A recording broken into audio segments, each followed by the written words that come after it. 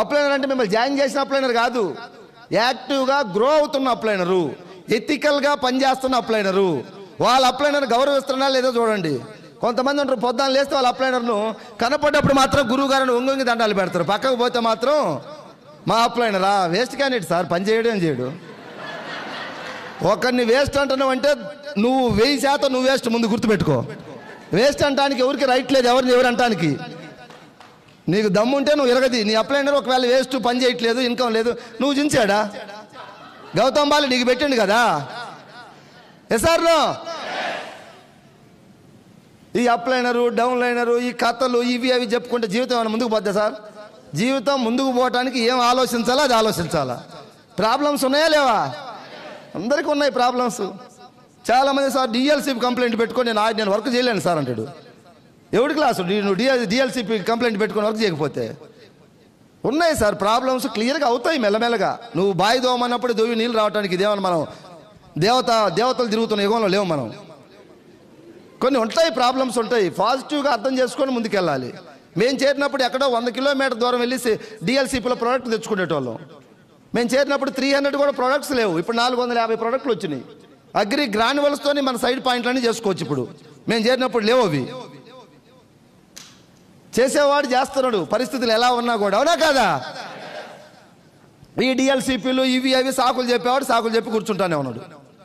సాకులు చెప్పేవాళ్ళు ఎప్పుడు సంపాదించలేరంట. కొంతమంది మన ప్రవీణ్ సార్ కలిస్తే కంప్లైంట్ చేయడానికి మాట్లాడుతూ ఉంటారు. నాకు భయం పాపం కంప్లైంట్ చేయడానికి. ఎంతోమంది కంప్లైంట్ చేస్తూ ఉంటారు, మనం కూడా కంప్లైంట్ చేస్తే ఓవరికి ఏం ఉపయోగం? నేను గురువు గారు బాగున్నారా, మంచి సేట ఎలా ఉండని అడుగుతా, అందుకని నా ఫోన్ ఎమ్మటే లిఫ్ట్ చేస్తాడు.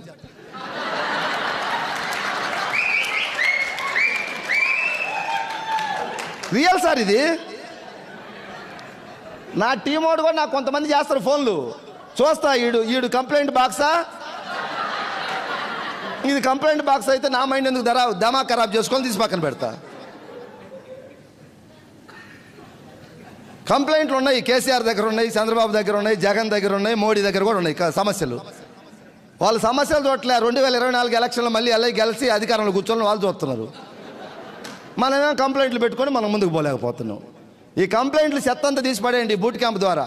ఒకటే గెలవాలి గెలవాలి గెలవాలి, గెలిచి తీరాలి. డిసైడ్. పేదరికం మీద మన యుద్ధం ప్రకటించాలి. మన పేదరికాన్ని నిర్మూలించుకోవాలా? మనం గెలుద్దాం, పక్కనోడిని గెలిపిద్దాం. గెలిచి నువ్వు మాట్లాడు, సమాజంలోకి నలుగురికి స్ఫూర్తిని అవుతావు. ఈ పేదరికం నుంచి బయటపడాలి మనందరం కూడా. ఈ నిరుద్యోగ సమస్య మీద మనం యుద్ధం చేస్తూ ఉన్నాం వెస్టీజియన్స్గా. ఎంతోమంది ఈరోజు మన వెస్టీజీ ఫ్యామిలీకి వచ్చి ఎంటెక్లు బీటెక్లు చేసి పార్ట్ టైంగా వెస్టీజ్లో జాయిన్ అయ్యి ఈరోజు 1 లక్ష 2 లక్షలు 3 లక్షలు తీసుకొని ఉద్యోగాలు నోటిఫికేషన్ పడితే అప్లై చేయట్లే. ఈరోజు నిరుద్యోగ సమస్య నిర్మూలిస్తున్నావా లేదా? ఉద్యోగాలు సైతం వదిలేసిన వాళ్ళు వెస్టీజ్ సిస్టంలోకి. ఈ హాల్లో కూడా ఎంతోమంది కూర్చో ఉండొచ్చు. మా టీంలో ఒక మేడం హైదరాబాద్లో, చిన్న విలేజ్, హైదరాబాద్ పక్కన ఒక 15 కిలోమీటర్స్ నాగోల్ దగ్గర, కుత్బుల్లాపూర్ ఊరి పేరు, బీబీ మేడం పేరు. ప్రైవేట్ స్కూల్లో ఆయమ్మకి ఎంత ఇస్తారు సార్ శాలరీ? అమ్మ అందరూ మాట్లాడాలా?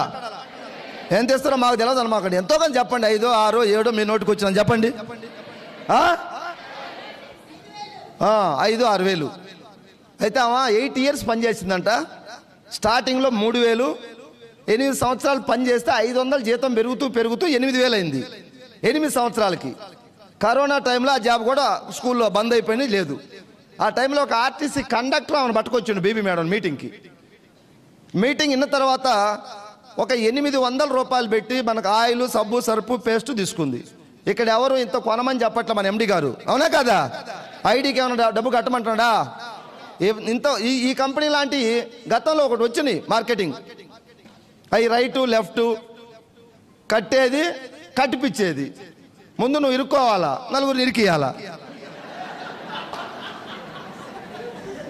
ఈ పనికి మాలిన కంపెనీలు వచ్చి ప్రజలను దోసుకొని పోయినాయి. మనకు అవగాహన ఉండి లేక దాంట్లో కొంతమంది చేతులు కాల్చుకున్నారు. ఇప్పుడు మనం కొత్తగా వెస్టీజ్ అని పోయేసరికి ఇట్లాంటి మేము ఇన్ని చూసామంటున్నారు. సార్ ఇన్ని చూసాము, కట్టేది కట్టించేది చూసారు. సార్ దీంట్లో ఏమైనా ఉందా కట్టేది? ఒక్క సబ్బు కొనుక్కో చాలు 35 రూపాయలు పెట్టి, వాడు నీకు నచ్చితే మళ్ళీ కొను, లేదంటే ఆపేసి. ఇంకెక్కడుంది ఇక్కడ ఫ్రాడు? చాలామంది అవగాహన లేకుండా బయట సమాజంలో మనకి ఈ కంపెనీలో మనం స్టార్టింగ్ డేస్లో మనం ఏదో వెస్టేజ్ గురించి పోయి వాళ్ళకి చెప్తే వాళ్ళు మనల్ని డిస్కరేజ్ చేస్తారు పూర్తిగా. మన ఛార్జింగ్ మొత్తం తీసేస్తారు, బుట్ క్యాంప్ ఛార్జింగ్ అంతా.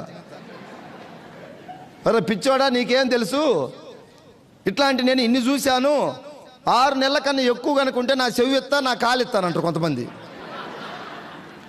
అలాంటి మాటలు విని ఆగిపోమాకండి మీరు. నేను స్టార్టింగ్ స్టేజీలో డిస్ట్రిబ్యూటర్గా ఉన్నప్పుడు ఒక 2-3 మీటింగ్స్కి వచ్చిన, ఇక్కడికి వస్తే మన ఎందుకో తెలియదు కానీ మన ఎంట్రుకలు మొత్తం నిలబడతాయి, లేచి రోమాలు బూస్ బంప్స్ వస్తాయి. అక్కడికి పోతే ఏమవుతుంది సార్, మనకు తగిలిన వాళ్ళు ముదురు తగులుతారు. వాళ్ళు ఏ విధంగా ఒక విధంగా నేను డిస్క్రైబ్ చేస్తారు అంతే, నీ మాటలతో. అయ్యా నాయన లేచి నిలబడుతున్నారు, తిరుగుతున్నారు, ఎవరో తిరిగితే ఇక్కడ ఈ డయాస్ మీదకి వచ్చి డ్యాన్స్ చేయాల్సి వస్తుంది లేస్తే. ప్లీజ్, ఆ వైట్ షర్ట్ ఇంకా తిరుగుతానే ఉన్నాడు.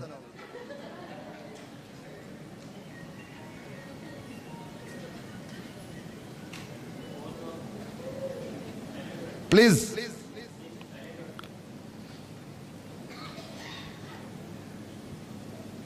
చూడు అబ్బాయి, ఒక అబ్బాయి లేట్ వల్ల నా మైండ్ మొత్తం మళ్ళీ అడిపోయింది ఫోకస్. నాది డీజిల్ బుల్లెట్ లాంటిది. ప్రవీణ్ సారు, రంజిత్ సారు, వీళ్ళు మన సాహు సారు, వాళ్ళు స్పీకర్స్ బాగా మాట్లాడతారు. నేను అంత స్పీకర్ని కాదు. స్టార్ట్ అయితే ఆగదు, ఆగితే మళ్ళీ దొబ్బాలు ఎవరైనా వచ్చిన బండి. డీజిల్ బుల్లెట్లు అంతే ఉంటాయంట, స్టార్ట్ కావాలి అయితే ఎవరైనా దొబ్బాలు వచ్చి. మీ అందరినీ థ్యాంక్ యూ రిక్వెస్ట్ చేస్తా ఉన్నాను. ఎందుకంటే నా బండి ఆపితే దొబ్బాల్సిన బాధ్యత మళ్ళీ మీదే అవుతుంది. నాది కదలదు ముందుకు, అందుకు అదొక మైనస్ ఉంది. ఈసారి మన ప్రవీణ్ సార్ ద్వారా బాలి సార్ ఎప్పుడైనా కలిస్తే చెప్తా మాట, సార్ నా బండి ఆగిపోతే స్టార్ట్ అవడానికి ఏమైనా క్యాప్సులు తయారు చేయండి, అమ్మటి వేసుకొని మళ్ళీ వాటర్ దాకా స్టార్ట్ చేస్తా.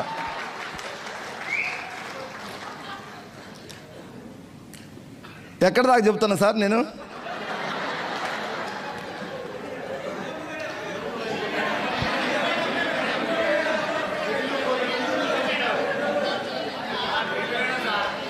థ్యాంక్ యూ ఒక్క నిమిషం. ఇంతమంది చెప్తే నాకు అర్థం కావట్లేదు. మీరు కూడా ఫీల్డ్కి 3 వెళ్ళినప్పుడు డబా అప్లైన్ చెబుతుంటే మళ్ళీ డౌన్లైన్ ఒకటి చెబుతాడు, మధ్యలోకి వచ్చి మధ్యలో వాడు ఒకటి చెబుతాడు వచ్చి. ఇన్ని చెబితే వాడు కన్ఫ్యూజ్ అవుతాడు, అవునా కాదా? కాబట్టి ఫీల్డ్కి వెళ్ళినప్పుడు తెలిసినా తెలవకున్నా, ఇప్పుడు కొత్త ప్లాన్ మారింది మనకు. 5, 8, 10, 11 ఉండేది గతంలో. ఇప్పుడు మనకు 12 అయింది, 16 అయింది. 5, 8, 12, 16, అవునా కాదా? మీరు 4 పోయిన ప్లాన్ చెప్పడానికి ఒక చోటకి ఎవరో ఒకరు స్టార్ట్ చేసాడు. 5, 8 పొరపాటున 10 అని అనుకో, నువ్వు ఎమ్మటే పెట్టి ఆపు మాకు, మళ్ళీ 12, 16 అని మాకు చెప్పని ఏం మునిగిపోయింది.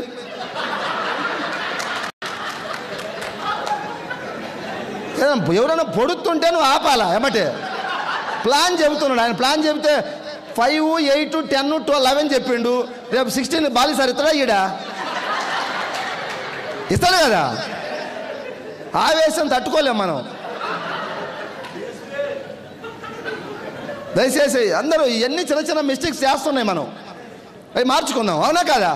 అది మంచి అయినా చెడు అయినా స్టేజ్ మీద చెప్పేటప్పుడు మాట్లాడినవాడు అంతే. తర్వాత కిందికి వచ్చిన గురువు గారు అది ఏదంటే ఏదో సందర్భానుసారంగా కావాలని ఏమన్నా కొన్నిసార్లు కన్విన్స్ చేయాలా, లేకుంటే కన్ఫ్యూజ్ చేయాలా.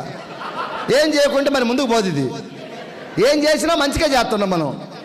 ఎస్ఆర్ 100 అబద్ధాలు ఆడేది ఒక పెళ్లి చేయమన్నారు పెద్దలు మనకి. అట్లనే మనం ఏదైనా చెప్పినా తప్పేం లేదు, దీనికి మంచి చేస్తున్నాం కాబట్టి. ఆయన ఏమన్నా ఒక 20,000 కట్టించి 40,000 ముంచితే అబద్ధం చెప్పకూడదు మనం. ఇక్కడ అబద్ధాలు కూడా ఏముండవు. ఇంతమంది చెప్తే నాకు పాయింట్ అయితే కనిపించలేదు. ఎవరైనా ఒక్కరు చెప్పండి ప్లీజ్, నేనేం మాట్లాడుతున్నా. Very good sir, thank you sir. Sir నాకు అది గుర్తుంది, మీరు వింటున్నారా లేదా, ఎంతవరకు ఎక్కిందని అడుగుతున్నా.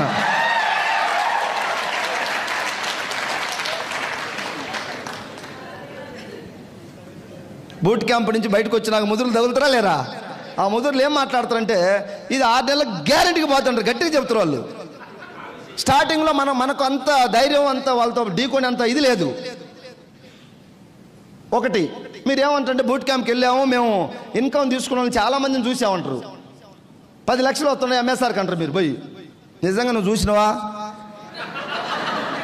వాడేదో చెప్పాడు అనుకో స్టేజ్ మీద వచ్చి, నువ్వు చూసినవా?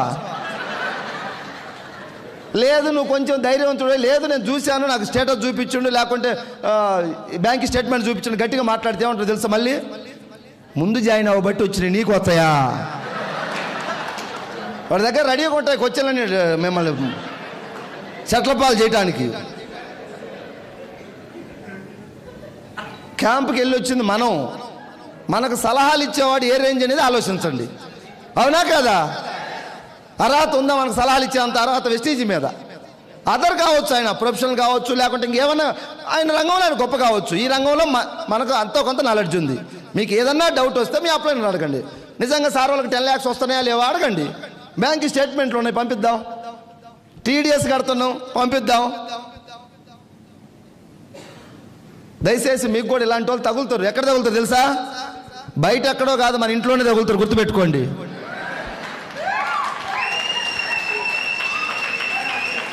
ఓకేనా? ఎవరు చెప్పినా మీరు డిసైడ్ అవ్వండి. ఇక్కడ ఒకవేళ మీ ఇంట్లో మీ హస్బెండే